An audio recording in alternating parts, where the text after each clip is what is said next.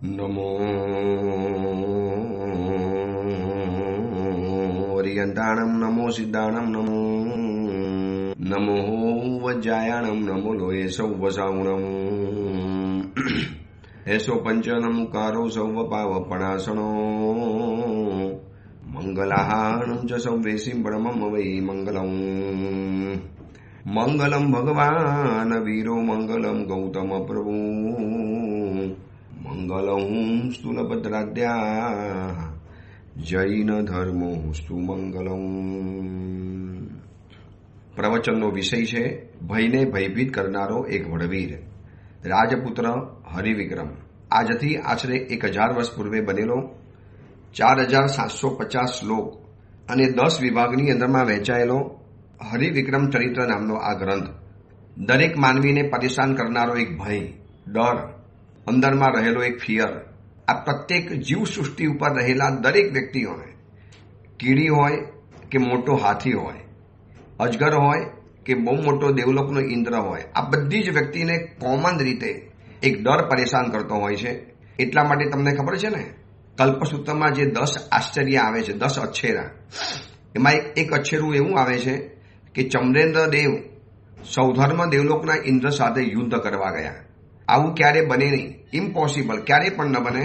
પણ એને પણ મનમાં ડર લાગ્યો કે મારા મસ્તક ઉપર બેઠેલો આ સૌધર્મ ઇન્દ્ર મારા માથા ઉપર કેમ બેસે. દેવલોકની અંદરમાં એવી રચના છે, દરેક ઇન્દ્રનું નીચેના ઉપરના ઇન્દ્રનું સિંહાસન નીચેના દેવતાઓના મસ્તક ઉપર જ હોય. એમાં એને પોતાનું અપમાન લાગ્યું કે મારા મસ્તક ઉપર વળી ઇન્દ્ર કેમ બેસે, એટલે એને હટાવવા માટે ગયો. પણ એને પણ લાગ્યું કે તકલીફ તો કદાચ પડી શકે એમ છે, એટલે પરમાત્મા મહાવીરનું શરણ પકડી અને દેવલોકમાં યુદ્ધ કરવા માટે ગયો. સૌધર્મ ઇન્દ્રએ વજ્ર ફેંક્યું અને એ પણ એવો નાઠો, એવો ભાગ્યો, ડરીને એવો ભાગ્યો. એટલે ડર તો ઇન્દ્રને પણ લાગે છે, ડર તો દેવોને પણ લાગે છે. આપણને ભૂતોનો ડર લાગે છે તો ભૂતોને પણ માનવોનો ડર લાગે છે. કેટલાક સાત્વિક માણસો, કેટલાક મંત્રોને જાણકાર વ્યક્તિઓનો ડર ભૂતોને પણ લાગતો હોય છે. એટલે ડર બધાના માટે હોય છે, પણ ડરવું કે બધાએ જરૂરી નથી હોતું. કેટલીક વ્યક્તિ જો હિંમત બતાવે, સાહસ બતાવે, એક પૌરુષ બતાવે, એક વીરતા બતાવે, તો ડરને પણ ચાલી જવું પડે છે. આજે વીરસેનની સામે જે પણ કાંઈ સમૃદ્ધિ દેખાય છે, આજે વીરસેનની જે પણ બોલબાલા દેખાય છે આ કથાની અંદરમાં, કે હરિવિક્રમની પણ જે પણ બોલબાલા દેખાય છે, એ લોકોના ગ્રંથો હજારો વર્ષો પછી પણ આપણે જાણીએ છીએ, સાંભળીએ છીએ. એકમાત્ર કારણ કે એ લોકોએ જીવનમાં ડરથી નાસીપાસ નથી થયા. ડરી જાય એવી બધી જ ઘટનાઓ એમની સાથે બની. એમની સાથે બધી જ પ્રકારની જે ઘટનાઓ આપણી સાથે બને છે. આજે જેમ લોકોને ડર હોય છે બિઝનેસનો, પરીક્ષામાં નપાસ થવાનો, લગ્ન નહીં થાય તો, લગ્ન નહીં ટકે તો, છોકરાઓ નહીં થાય તો, પછી બિઝનેસ નહીં ચાલે તો, શરીર સારું નહીં રહેતો, આ બધો જે ડર લાગે છે. કેટલીક વ્યક્તિઓના જે રોગ સાંભળ્યા પછી મનની અંદરમાં આપણને પણ ગભરાટ થઈ જાય કે યાર આવું પણ મારી સાથે તો નહીં થાય ને. હમણાં કેન્સરના જે રીતે લોકોના કેસીસ સાંભળવામાં આવે છે, જે રીતે લોકોને કેન્સરનો રોગ વકર્યો છે અને જે રીતે એની સંખ્યા જોવામાં આવે છે, જોતા મનમાં એક વખત ડર તો આવી જાય, ચાલો મને પણ આવું નહીં થઈ જાય ને. પણ એમ ડરવાથી જિંદગી નથી ચાલતી. જિંદગી હિંમતથી જીવી પડે છે. જિંદગીના પડકારોને હિંમતથી સામનો કરતા રહેવું પડે છે. એ આ કથામાંથી આપણને શીખવા માટે મળે છે. અને કથા ત્યાં સુધી પહોંચી છે કે હિંમતવાન વીરસેને આવા ખૂંખાર રાજાઓને જીતી લીધા. પહેલા વિદ્યાધરોને જીત્યા, રાક્ષસને જીત્યો, પછી યોગીન્દ્રને જીત્યા, છેલ્લે નરસિંહ રાજાને જીતી લીધા. આ બધાને જીત્યા. એની સાથેને ચામુંડા દેવીને પણ જીતી લીધી. કમલકેતુ, પવનકેતુની 8 વિચિત્ર સ્ત્રીઓ, રાક્ષસી જેવી સ્ત્રીઓ, એની ઉપર પણ વિજય પ્રાપ્ત કર્યો. કેટલા બધા એને વિજય પ્રાપ્ત કર્યા. કેવી કેવી તકલીફોમાંથી પસાર થયો છે. આખી કથા પાછળની યાદ કરો. કેવી તકલીફોમાંથી આ દીકરો પસાર થયો છે. છતાં પણ હિંમત નથી હાર્યો. છતાં પણ એને ફરિયાદ એવી નથી કરી કે બધું મારી સાથે જ આવું કેમ થાય, બધું મને જ ખરાબ કેમ થાય, કેમ મારી સાથે જ આવું થાય, કેમ મને જ રોગ થયો, કેમ બીજાને સાથે આવું ન થયું, કેમ મને જ બિઝનેસમાં આવું થયું, કેમ બીજાને આવું ન થયું. બસ આ મને જ આવું કેમ, આ એક મોટો સવાલ છે ને. વાય મી? મને જ આવું કેમ? ભાઈ તમને એકલા નથી થતું. આ ધરતી ઉપર કરોડો માનવો એવા છે કે જેને બધાને આવું થાય છે. દરેક વ્યક્તિને એમ જ થાય કે બસ બધું દુઃખ મારા એકલા ઉપર જ આવે છે, હું એકલો જ દુઃખી છું, બાકી બધા સંસારમાં સુખી છે. તો આ બધી તકલીફોમાંથી પસાર થતો વીરસેન આજે એક સર્વોચ્ચ સમૃદ્ધિના શિખર ઉપર ઉભેલો છે અને નરસિંહ રાજાને હરાવ્યો, યોગીન્દ્રને હરાવ્યા અને એ લોકોને પ્રતિબોધ માટે બ્રહ્મગુપ્ત સુરીવર પાસે લઈ ગયો અને બ્રહ્મગુપ્ત સુરીવર અત્યારે ધર્મનો ઉપદેશ આપે છે, વિશેષ કરીને નરસિંહ અને યોગીન્દ્રને, જે જિંદગીની અંદરમાં હતાશ બની ચૂકેલા છે. આ સુધીની અંદરમાં રાજ્ય સંભાળ્યું, પોતાને મન ફાવે એવી રીતે ચલાવ્યું, પોતાને મન માની રીતે એને રાજ્ય ચલાવ્યું, બધી જ રીતે પોતાની બધી જ ઈચ્છાઓ જેને પરિપૂર્ણ કરી, બધું જ પોતાનું સ્વતંત્ર રીતે, મનચાહી રીતે, મન મુતાબિક રીતે બધું એનું થયું.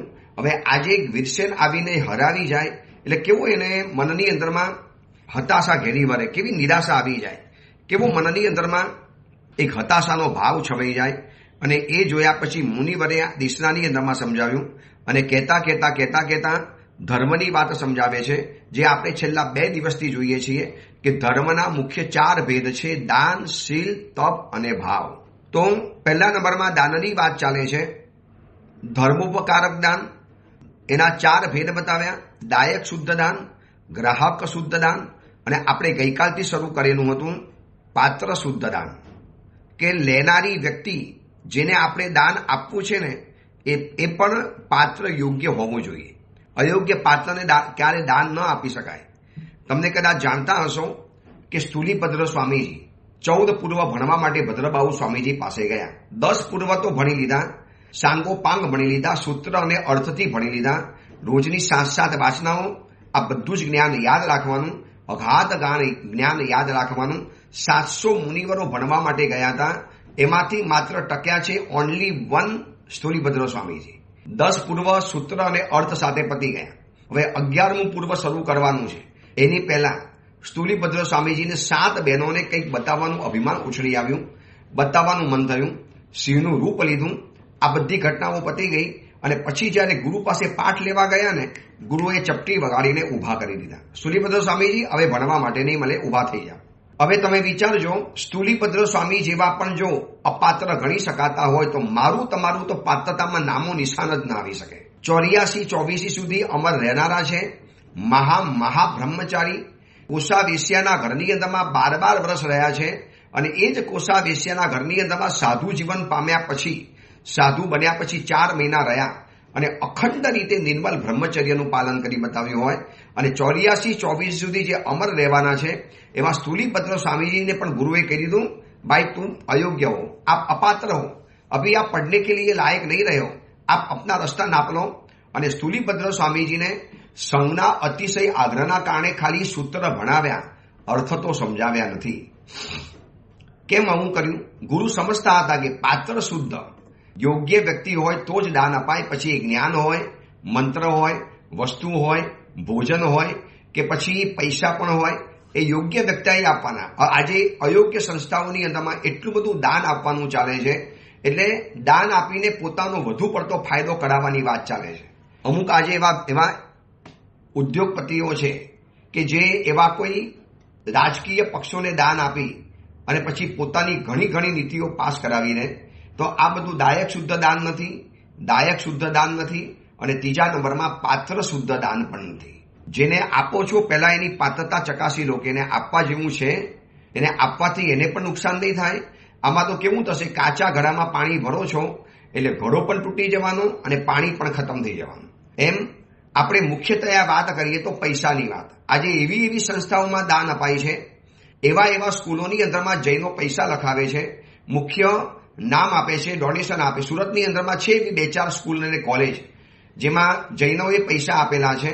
પણ એવી જગ્યાએ આપો કે જ્યાં તપોવન જેવી પદ્ધતિ ચાલતી હોય, બાળકોની અષ્ટપ્રકારની પૂજા થતી હોય, રાત્રિ ભોજન સદંતર બંધ હોય, જમીન કનનું તો ત્યાં નામો નિશાન ન હોય અને બિલકુલ સંસ્કારી રીતે એકદમ શુદ્ધ વિધિ વિધાન સાથે જૈનત્વના આચારોની સાથે જે જ્ઞાન અપાતું હોય એવી સ્કૂલોની અંદરમાં દાન આપવું જોઈએ.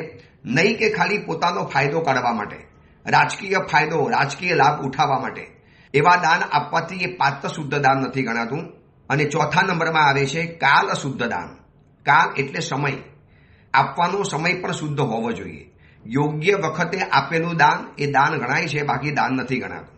હવે જે સમયે જે વ્યક્તિને જે જરૂરિયાત છે એ સમયે એ આપશો ને, એ કાલ શુદ્ધ દાન ગણાશે.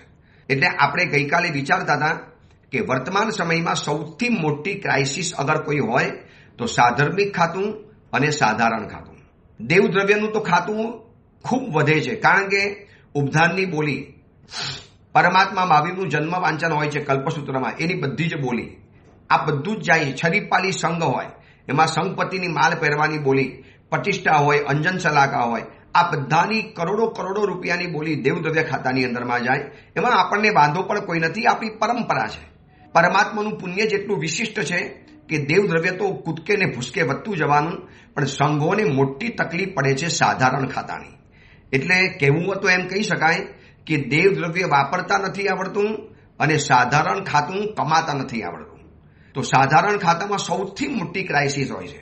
કોઈ પણ મહાત્મા ચોમાસું કરવા માટે જશે કોઈ પણ સંઘની અંદરમાં, જેમ કે આ વખતે મારું ચાતુર્માસ નવસારી શ્રી સંઘ મધુમતીની અંદરમાં છે. હવે ચોમાસું કરવા માટે જઈએ એટલે શિબિરોનું આયોજન થાય, સામૂહિક આમિલની તપસ્યાનું આયોજન થાય, અથવા તો બીજા મહાત્મા જે પણ તપસ્યા કરાવતા હોય, બાલ સંસ્કરણ શિબિર થાય, બીજી પણ આરાધનાઓ થાય. આ બધાની અંદરમાં સાધારણ ખાતાની જરૂરિયાત પડે, જેથી સંઘને આરાધનામાં જોડી શકાય. વિવિધ પ્રકારના સંગીતકારો બોલાવવા, વિવિધ પ્રકારના પ્રોગ્રામો કરવા, શ્રી સંઘ જેની અંદરમાં જોડાય અને આરાધના કરી શકે, એ બધું જ કરાવવા માટે સાધારણ ખાતું જોઈએ. અને સૌથી મોટી ક્રાઇસિસ કોઈ હોય તો સાધારણ ખાતાની છે. હવે એવા સમયની અંદરમાં કોઈ કે હું તો દેરાસર જ બનાવીશ. આજે મારી પાસે ઘણા એવા ભાઈઓ અને પરિવારોને ઓળખું છું, એને કે સાહેબ બસ મારે એક દેરાસર બનાવવું છે, કોઈ જગ્યાએ હોય તો મને લાભ બતાવજો. હું એને એમ કહું છું કે ભાઈ કોઈક મહાત્માને વિહારધામ બનાવી આપો, કોઈક સાધુ સાધ્વીજી ભગવંતોને સ્થિરવાસ માટેનો ઉપાસ્ય બનાવવો જરૂરી છે. જેન્યુઅન મહાત્મા છે, એમને પાલિટણા શંખેશ્વર જેવા તીર્થોની અંદરમાં વિહારધામ ઉપાસ્ય બનાવવું જરૂરી છે. એમને પોતાની જીવનની અંતિમ અવસ્થા, વૃદ્ધ અવસ્થા ત્યાં એમને ગુજારવી પડે એવી છે. મહાત્મા જેન્યુઅન છે. યુવાનીમાં એમને ઘણા ધર્મના કાર્યો કર્યા છે, ઘણી ધર્મની પ્રભાવનાઓ કરી છે. હવે એમને આ જરૂરી છે. નહીં સાહેબ અમારે તો છે ને દેરાસરમાં અમને રસ છે. હું એવાને સમજાવું છું કે ભાઈ એવા સમયમાં તું ઉપાસ્ય બનાવી આપે ને એ 100 દેરાસર બનાવવા બરાબર પુણ્ય બંધાતું હોય છે. જે સમયે જે જરૂરી હોય છે એ આપો, એ કાલ શુદ્ધ દાન કહેવાય. હું તમારા ઘરે વરવા માટે આવ્યો, ઉનાળાની ધોમ ધકતી ગરમી છે, મને પાણીની ભયંકર તરસ લાગી છે અને તમારા ઘરની અંદરમાં વરવા માટે આવ્યો. પૂછું કે પાણીનો જોગ છે? હવે પરિવારવાળા કે સાહેબ પાણી માટે અમે આપને બોલાવ્યા હતા. સાહેબ અમારા ઘરમાં આવો. સાહેબ પાણી તો આપને આંબી સરામાંથી મળી જવાનું, સાહેબ પાણી તો આપને ઉપાસેમાંથી પણ મળી જવાનું. સાહેબ અમે પાણી નહીં વરાવીએ, અમે તો આપને ગરમ ગરમ દૂધ વરાવશું. હું એને કહું છું કે ભાઈ મને અત્યારે ગરમ દૂધ કરતાં થોડુંક એક ગ્લાસ જેટલું, ભલે એક પાતળી જેટલું મારે ઠંડુ પાણીની જરૂર છે. સાહેબ પાણી અમે ન વરાવે. સાહેબ પાણી વરાવાય? આપ અમારા ઘરે પધાર્યા, આપ અમારા ઉપકારી ગુરુદેવ, અને સાહેબ અમે આપને પાણી વરાવીએ, સાહેબ કેવું લાગે? હવે હું તમને પૂછું છું, જે સમયે ભયંકર પાણીની તરસ લાગી છે એ સમયમાં તમે ઘી, દૂધ, દહીં, મીઠાઈ, પકવાન, ભોજન આ બધાની વિનંતી કરો અને આગ્રહ કરીને વરાવશો ને, એક વખત મહાત્મા લઈ પણ લેશે, પણ એમને જે જરૂરી છે એ સમયે એ આપો ને, એ પાત્ર શુદ્ધ દાન કહેવાય. તમારી આજુબાજુની અંદરમાં કોઈ સ્થિરવાસના ઉપાસના હોય, વયોવૃદ્ધ સાધુ સાધ્વીજી ભગવંત ઉપાસનામાં બિરાજમાન હોય, તો એવા સમયમાં જઈને પૂછવાનું કે ગુરુદેવ આપને કોઈ અનુપાનની જરૂરિયાત છે, કોઈ જ્યુસ બનાવવું છે, કોઈ ફ્રૂટ બનાવવો છે. એવા સમયની અંદરમાં એમને આપવું એ તમારે લાખો રૂપિયાની બોલી બોલ્યા કરતાં એ પુણ્ય વધારે ચડતું હોય છે. અને વર્તમાન સમયમાં પાત્ર શુદ્ધ દાન બહુ રેર કેસની અંદરમાં જોવા માટે મળે છે. જે સમયે જે જરૂરી છે એ સમયે એ વસ્તુ એને આપવી, એને કહેવાય છે પાત્ર શુદ્ધ દાન. આ 4 પ્રકારના દાન હું તમને છેલ્લા 3 દિવસથી બતાવું છું. વિસ્તારથી એટલા માટે બતાવ્યા કે વર્તમાન સમયમાં આ સમજવું જરૂરી છે. આ ઓડિયો પ્રવચનનો હજારો શ્રોતાઓનો વર્ગ છે, હજારો વ્યક્તિઓ રોજના પ્રવચનો સાંભળે છે, અને એ સિવાયના લોકો કેટલા લોકોને પ્રવચન ફોરવર્ડ કરતા હશે. જો એની પાસે આ વિચારો પહોંચે, કેટલા જરૂરી વિચારો છે કે જે સમયે જે જરૂરી છે એ કરાવી આપો. દેરાસર બનાવવું છે, ઉત્તમ વાત છે, ના નથી પાડતા, પણ જે સમયમાં ઉપાસયો જરૂરી છે, જે સમયની અંદરમાં સંઘને સાધારણ ખાતાની જરૂરિયાત છે, જે સમયમાં સંઘને શાસનના સાધર્મિકોને બચાવવાની જરૂરિયાત છે, જે સમયમાં કન્યાઓની શિબિર વધુને વધુ કરવી જરૂરી છે. હવે એવા સમયની અંદરમાં કોઈ વ્યક્તિ એમ કે મારે તો પરમાત્માની સોનાની મૂર્તિ ભરાવી છે, હું એને કહું છું સોનાની મૂર્તિ ભરાવ્યા કરતાં આપણી કન્યાઓ વિધર્મીઓ સાથે જાય છે, બહુ મોટી બહોળી સંખ્યાની અંદરમાં ધર્માંતરણ થાય છે, બહુ મોટી સંખ્યાની અંદરમાં આપણું જૈનત્વ ખતમ થવાની અંદરમાં આવે છે. મોટી મોટી કન્યાઓ, સારા સારા પરિવારની મોટી યુવાન દીકરીઓ કન્યાઓ મુસ્લિમ એ સિવાય નહીં બીજી અધર કાસ્ટોની અંદરમાં જે લગ્ન કરવા માટે આમ જાણે દોડ લગાવીને બેઠેલી છે. તો એવા લોકોને સમજાવવા માટે યુવા કન્યાઓની શિબિર કરવી જરૂરી પડશે. હવે સાધ્વીજી ભગવંત કે સાહેબ લાભાર્થી નથી. એક સારા સાધ્વીજી ભગવંત છે, પ્રવચનકાર છે, હોશિયાર છે, પ્રવચન ધુઆધાર આપી શકે છે, પણ એ સાધ્વીજી ભગવંતને ફંડના અભાવે, રકમ નહીં હોવાના અભાવે શિબિર કરવાનું મુલતવી રાખવું પડે છે. અને એ બીજી બાજુ ચાંદી અને સોનાની મૂર્તિઓ જો ભરાવાતી હોય તો કદાચ માનવું પડે કે આપણું આ પાત્ર શુદ્ધ દાન નથી. સોનાની મૂર્તિ ભરાવશો પણ આ બાજુ આપણા જ દીકરા દીકરીઓ પથ્થર બનતા ચાલ્યા, આપણા જ દીકરા દીકરીઓ પથ્થર બનતા ચાલ્યા, આપણા જ દીકરા દીકરીઓ પથ્થરથી પણ નીચે ઉતરતા ચાલ્યા. તો એવા સમયમાં સોનાની મૂર્તિ ભરાવીને શું કરશો? ચાંદીની પ્રતિમાની પૂજા કરનારું જ નહીં હોય, એ તમારી ચાંદી પ્રતિમામાં રહી જવાની. અને આ બાજુ ચાંદી અને સોના જેવા દીકરા સાવ કથીર બની, પથ્થર બની અને સંસારના બજારની અંદરમાં ખતમ થઈ જવાના. તો એવા સમયની અંદરમાં જરૂરી છે કે પાત્ર શુદ્ધ દાન તરીકે જે સમયે જે જરૂરી છે એ દાન આપવાનું. આ ભારપૂર્વક એટલા માટે કહું છું કે જે શ્રીમંત વર્ગ છે, તમારા એવા કોઈ દોસ્ત હોય, ખોટી જગ્યાએ દાન આપતા હોય, બિનજરૂરી દાન આપતા હોય, પાલિટણા જેવા શહેરની અંદરમાં, શત્રુંજય જેવા તીર્થની અંદરમાં ઓલરેડી એટલા બધા જિનાલયો બની ચૂકેલા છે કે જેની કંઈ પૂજા કરનારી જરૂરિયાત નથી. તો એવા સમયમાં 52 જિનાલય દેરાસરોના નિર્માણ કરવા, એવા સમયમાં મોટા મોટા વિરાટ દેરાસરોના નિર્માણ કરવા ક્યાં જરૂરી છે? શેના માટે કરો છો આ બધું? આટલું બધું કોઈ જરૂરી નથી.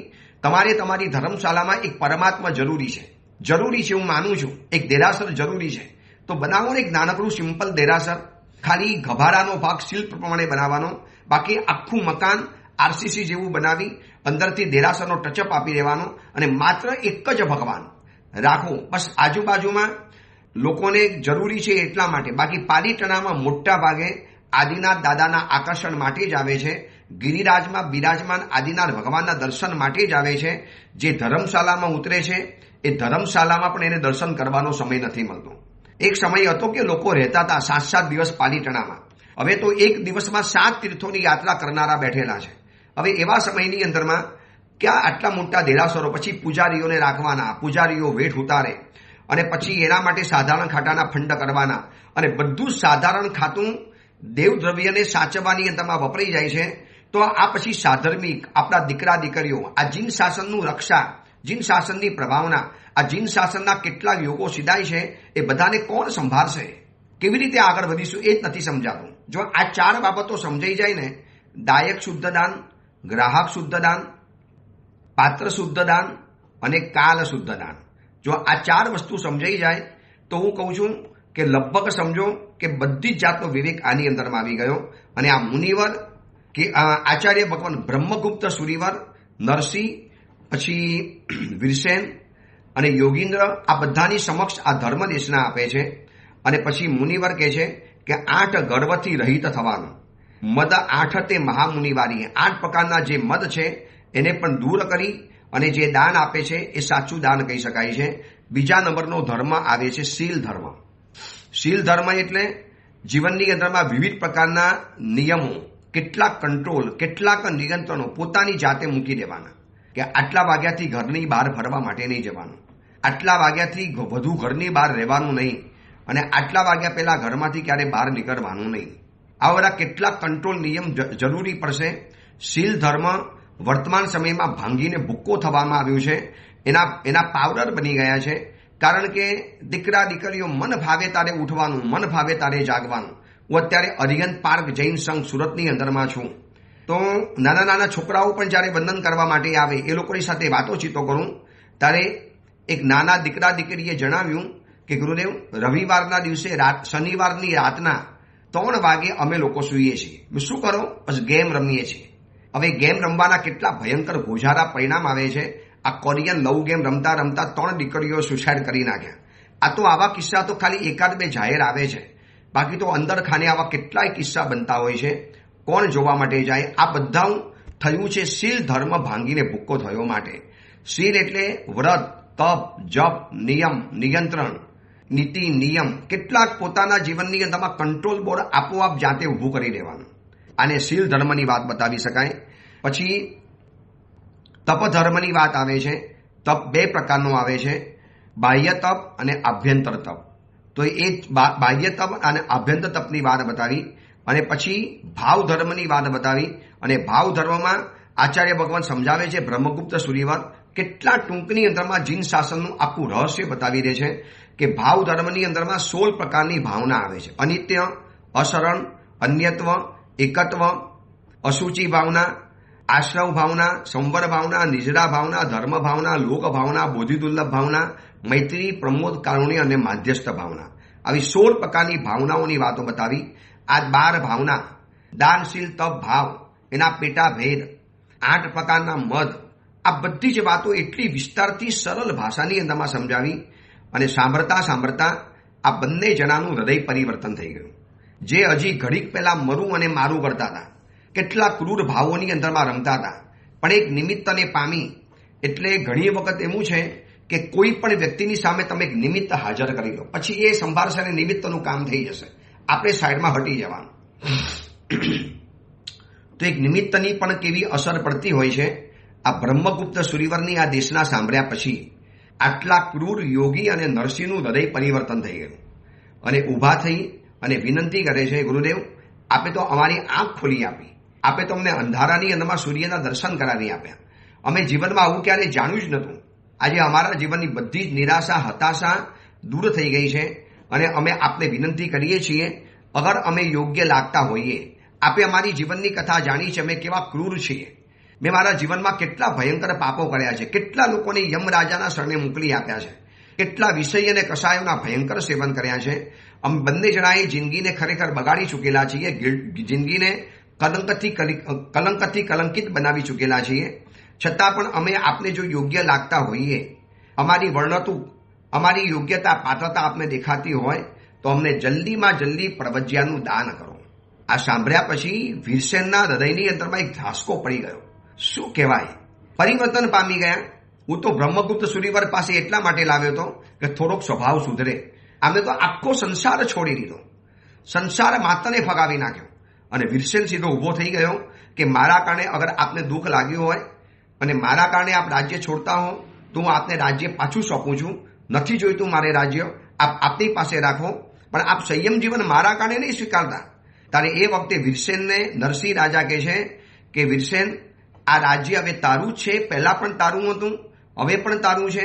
કે તારા કોઈ રોષના કે ડંખના કારણે નથી કરતો, પહેલા એવું હતું. આ મુનિવર નતા મળ્યા ત્યાં સુધી અમારા મનની અંદરમાં હજી પણ આવું જ હતું, એક નિરાશાનો ભાવ, એક ડંખનો ભાવ, હજી પણ બદલો લેવાની વાત હતી. અમે બદલાઈ નતા ગયા, બદલો લેવાની વાત હતી, પણ હવે તો હકીકતમાં બદલાઈ ગયા છે. હવે તો બદલો લેવાની વાત જ નથી આવતી. આ રાજ્ય તને સોંપ્યું અને તું સંભાળી લે, બસ. હવે તો મારા જીવનમાં પરિવર્તન આવી ચૂકેલું છે. કેવું કહેવાય, જે નરસિંહનું આપણે ચરિત્ર સાંભળ્યું છે, જાણ્યું છે, જે યોગીન્દ્રની વાતોને આપણે જાણી છે, કેટલો ક્રૂર, કેટલો વિચિત્ર, આટલી શક્તિનો ભંડાર હોવા છતાં પણ કેટલો બધો મહત્વકાંક્ષી યોગી, અને એને જીવનની પરિવર્તનની બાજી કેવી ઘડીકની અંદરમાં બદલી નાખી. એટલે કોણ ક્યારે બદલાય છે એનો આપણને ખબર નથી. એટલે આજે કોઈ વ્યક્તિ ખરાબ દેખાતી હોય ને તો એના માટે માનસિક અસદભાવ નહીં કરવો જોઈએ. આજે છે, આવતીકાલે બદલાઈ પણ શકે છે. આવતીકાલે એના જીવનની અંદરમાં કોઈક નવો સૂર્ય ઉગી પણ શકે છે. આ ઉગ્યો નરસિંહ રાજા અને યોગીન્દ્રના જીવનની અંદરમાં. અને મુનિ ભગવંતે કીધું, બંને જણા યોગ્ય છો, તમે બંને જણા પ્રવજ્યા માટે ઉચિત રહેલા છો. તમારો હૃદયનો જે ભાવ, આ તમારું પરિવર્તન, આ તમારી જે હિંમત, એક ઘડીભરમાં સંસાર ભગાવી દેવાની તમારી તાકાત, હું એને બિરદાવું છું. માં પરિબંધમ કણ, ભાઈ પ્રતિબંધ નહીં કરતા. હવે તમે જાગ્યા છો તો જાગતા જ રહેજો અને બહુ જલ્દીથી આ સંયમ જીવનના માર્ગે આવી જજો. અને આ બાજુ વીરસેનને વિનંતી કરે છે નરસિંહ રાજા કે રાજ્ય હવે તમે સંભાળી લો. બેટા, રાજ્ય તું સંભાળી લે.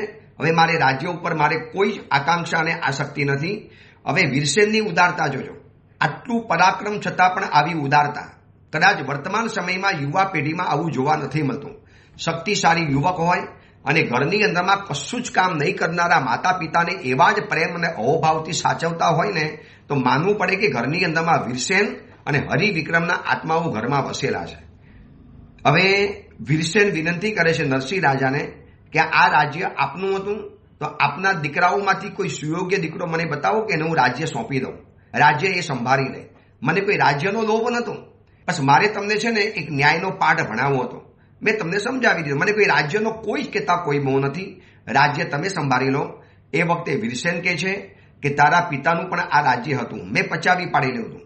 મારા દીકરાઓમાંથી કોઈ કહેતા કોઈ રાજ્ય નહીં સ્વીકારે, એના માટે બીજા રાજ્યો છે એ લોકો કરી લેશે અને એ પણ તારી આજ્ઞા અને આધીનતાની અંદરમાં રહેશે. આ રાજ્ય તારું જ છે, તારું પૈતૃક રાજ્ય હતું અને તારે સાચવવાનું છે. મેં તને સોંપી દીધું. પરિવર્તન પામ્યા પછી માણસનો સ્વભાવ કેવો બદલાઈ જાય છે. ઘડીક પહેલા આ જ રાજ્યને મેળવવા માટે બંને જણા ખૂંખાર યુદ્ધ લડતા હતા. ભયંકર લોહીની નદીઓ વહેવડાવવા તૈયાર હતા. ભયંકર આક્રોશ અને કાતિલ દ્વેષની અંદરમાં હતા. પણ હૃદય પરિવર્તન પામ્યું. હવે એ જ એકબીજાને રાજ્ય સોંપવાની વાતો કરે છે. અને નરસિંહે કહી દીધું કે બેટા તું આગ્રહ નહીં કરતો, મારો કોઈ પુત્ર, મારો કોઈ બંધુ આના માટે યોગ્ય જ નથી. તે તારા પરાક્રમથી, તારા પુરુષાર્થથી, તારી વીરતાથી, તારી હિંમતથી તે આ રાજ્ય મેળવ્યું છે, તો રાજ્ય તારું જ છે. હવે તારી પાસે રાખ. અને હું તો ચાલું છું, બસ સંયમ જીવનના માર્ગે ચાલું છું. અને વીરસેન કહે છે કે નરસિંહ રાજન, ખરેખર આપને ધન્ય છે, તમે તમારું કાર્ય જિંદગીની અંદરમાં કૃતકૃત્ય કરાવી લીધું. પછી નરસિંહ રાજા બ્રહ્મગુપ્ત ગુરુની પાસે અને માંત્રિક યોગીશ્વર એ પણ બ્રહ્મગુપ્ત સૂર્યવર્તની પાસે સંયમ જીવનનો સ્વીકાર કર્યો. વિચારી લેજો, એક જ વખતનો ગુરુનો પરિચય, એક સારા સદગુરુ એક વખત અગર મળી જાય, આવી કોઈ જીનવાણી જો હૃદયને સ્પર્શી જાય. કેમ આ ઓડિયો પ્રવચન દ્વારા કેમ પ્રવચન આપું છું? ટાઈમ નથી મળતો, તકલીફ બહુ પડે છે, ગળામાં પણ ક્યારેક ક્યારેક તકલીફ પડે છે. તમે પણ કદાચ જાણતા હશો કે મારો અવાજ ક્યારેક બદલાલો જોવા માટે મળે છે. એટલા બધા લોકોના કામ, એટલા બધા પ્રવચનો, બીજી પણ જવાબદારી, છતાં પણ એટલા માટે આપું છું કે આ પ્રવચન સાંભળ્યા પછી જે રીતે લોકોના જે રિવ્યૂ આવે છે, જે રીતે લોકોના પ્રતિભાવ આવે છે, જે રીતે લોકો પોતાના જીવનમાં પરિવર્તન પામે છે, એ સાંભળ્યા, જોયા, જાણ્યા અને સાંભળ્યા પછી ઓર વધારે થાય. ચલો, જીનવાણીની તાકાત છે, લોકો જીનવાણીથી પ્રતિબોધ પામે છે, તો કેમ વધુને વધુ પ્રવચનો ન આપીએ? આ જોઈ લેજો, એક બ્રહ્મગુપ્ત સૂર્યવર્તની એક જ દેશના આ બંને જણાને પરિવર્તન પમાડી ગઈ. બંને જણાએ સંયમ જીવનનો સ્વીકાર કર્યો, ગુરુની સાથે વિહાર પણ કરી ગયા. અને આ બાજુ શેખર, અશોક રાજા વગેરેની સાથે વીરસેને પોતાની નગરીની અંદરમાં પ્રવેશ કર્યો. જબરજસ્ત એનો નગરી મહોત્સવનો પ્રવેશ થયો અને તુંગભદ્ર નામના મહેલ ઉપર એને પોતાનો આવાસ બનાવ્યો. તુંગભદ્ર નામનો વિશિષ્ટ મહેલ હતો, નરસિંહે બનાવેલો હતો. રાજાની રાજકોષ, ખજાનો, કિલ્લા, નગર, શહેર, ગામ, આ બધાની જ એને વ્યવસ્થા કરી લીધી. બધાને યોગ્ય જગ્યાની અંદરમાં નિમણૂક કરી લીધા અને પોતે રાજ્ય વ્યવસ્થાની અંદરમાં જાહેર પડહો વગાડ્યો. મારા રાજ્યની અંદરમાં અભક્ષના ભોજન નહીં ખવાય, મારા રાજ્યની અંદરમાં દારૂના પીઠાઓ નહીં ચાલે, મારા રાજ્યની અંદરમાં માંસાહાર નહીં ચાલે, મારા રાજ્યની અંદરમાં ચોરી ચપાટી નહીં ચાલે, મારા રાજ્યની અંદરમાં એક વ્યક્તિ બીજી વ્યક્તિને પરેશાન કરતો હશે એ નહીં ચાલે. એટલે વીરસેને કડક રીતે બરોબર રાજ્યનું સંચાલન કરી લીધું. અને આ બાજુ પ્રતિહાર કહેવા માટે આવ્યો કે 8 મોટા રાજા, એની સાથે બીજા હજાર રાજાઓને લઈ, એટલે એક રાજાની સાથે 1000 રાજા, એવા 8 વિશિષ્ટ રાજાઓ મહેલના દરવાજે ઊભા છે અને આપની સંમતિની પ્રતીક્ષા કરી રહેલા છે. એ લોકોને જ્યારે અંદર બોલાવ્યા, એટલે કે ટોટલ 8000 રાજાઓએ ભેગા થઈ અને વીરસેનને વિનંતી કરે છે કે આપ અર્ધ ભરતના માલિક છો, આપ અર્ધ ભરતના સ્વામી બની ચૂકેલા છો, આપે આ રાજ્યને સ્વીકાર કરો.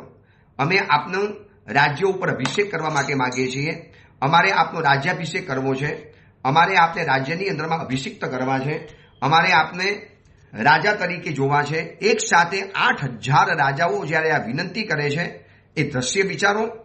8 મુખ્ય રાજા, એની અંદરમાં રહેનારા બીજા હજાર રાજાઓ, અને આ બધાએ જ્યારે વિનંતી કરી છે ત્યારે એ વખતે જોજો, આની છે ને ઔચિત્ય જોજો. આ વીરસેનનું બધી જગ્યામાં ઔચિત્ય જોવા જેવું છે. ભણેલો ગણેલો છે, હોશિયાર છે, યુવાન છે, પરાક્રમી છે, બુદ્ધિશાળી છે, બાહુબલી છે, સ્વરૂપવાન છે, બધી જ પ્રકારની પુણ્ય એના જીવનની અંદરમાં છે. આજે કોઈની તમા ન રાખે ને તો પણ ચાલી શકે એમ છે. ત્યારે વીરસેન એમ કહે છે કે રાજ્ય ઉપર અભિષેક કરતા પહેલા તમે ચંદ્રશ્રી અને એના પિતાજીને અહીંયા હાજર કરો, નાસિક નગરની અંદરમાં જાઓ અને જઈને મારા મિત્ર બંધુદત્તને, વિચિત્રયશ રાજાને, ચંદ્રસિંહને પણ લઈ આવો અને પછી હું મારો અભિષેક કરું, કારણ કે એ લોકો પણ મારા જીવનમાં સુખ દુઃખની અંદરમાં સાથે હતા. જીવનમાં બધું જ મળી ગયા પછી પોતાના જૂની વ્યક્તિઓને યાદ કરવા આ એક બહુ મોટું ઔચિત્ય છે.